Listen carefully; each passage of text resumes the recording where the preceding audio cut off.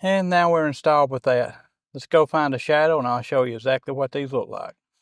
All right, I got my switch panel out here. I'm going to power it on. That's mode 1. That's showing the lights going that way. The second mode is going to have lights going both ways.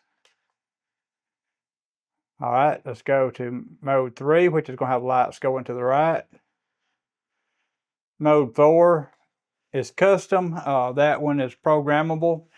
And then let's go to the pattern mode.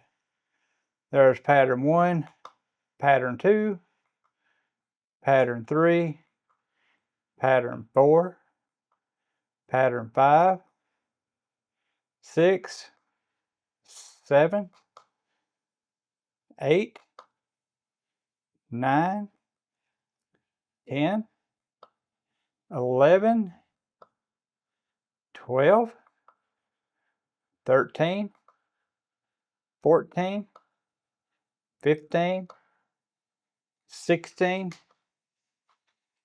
17, 18. Got lots and lots of patterns. I just quit counting because there's so many of them. And then on, so we're going to start back over at 1 right here.